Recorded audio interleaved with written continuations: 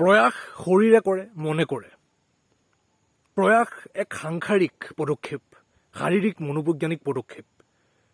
সেইবোৰ চলি থাকিব সংসাৰত, শৰীৰত, মনত।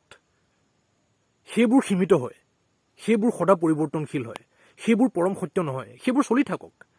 শৰীৰে, মনে, সংসাৰে নিজ নিজ সীমিত সামৰ্থ্যৰে যি কৰিব পাৰে কৰি থাকক মিশ্ৰিত ধৰণেৰে।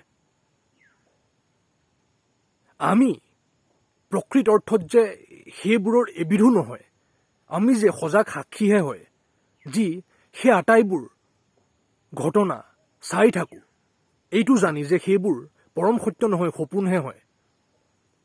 সেইদৰে বুজিব লাগিব আমি। তেতিয়াহে সাংসাৰিকতাক, শাৰীৰিক মনোবৈজ্ঞানিক বিভিন্ন প্ৰভাৱক, ঘটনাক পৰম সত্য নহয়, সদা পৰিৱৰ্তনশীল, চঞ্চল, সপোনহে হয় বুলি বুজিব পাৰিম।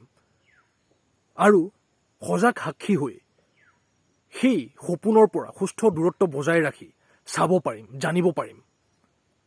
সত্য কি জানি সত্যস্থ হ'ব পাৰিম আৰু মিথ্যাক মিথ্যা বুলি জানি চাব পাৰিম। সেইদৰেহে নিজৰ প্ৰকৃত পৰিচয় জনা হ'ব, সত্য কি হয় জনা হ'ব, মিথ্যা কি হয় জনা হ'ব। সাংসাৰিকতা আৰু সত্যৰ মাজৰ পাৰ্থক্য বুজা যাব। সেই পাৰ্থক্যৰ গুৰুত্ব যথেষ্ট আছে। সেয়া বুজিবৰ বাবে সঠিক সজাগতা লাগিব, যাতে মিথ্যাকেই পৰম সত্য বুলি ভাবি নাথাকোঁ আৰু পৰিৱৰ্তনশীল তত্ত্ববোৰক পৰম সত্য বুলি মানি নলৈ সেইবোৰ যে সত্য যেন লগা সপোনহে হয় বুজিব পাৰোঁ। আৰু তেনে কৰা যায়।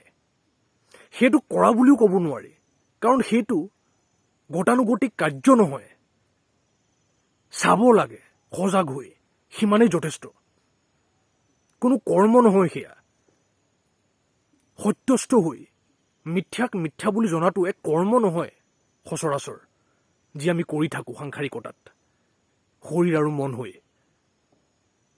সেয়া হৈছে এক স্তৰ, য'ত স্থিত হৈ আমি সাক্ষী হৈ, সজাগ হৈ, সজাগতা হৈ সমগ্ৰ জীৱনটোক, সমগ্ৰ সংসাৰক, শৰীৰক, মনক, আটাইবোৰ শাৰীৰিক মনোবৈজ্ঞানিক ঘটনাক, প্ৰভাৱক সত্য যেন লগা সপোন বুলি জানিব পাৰোঁ।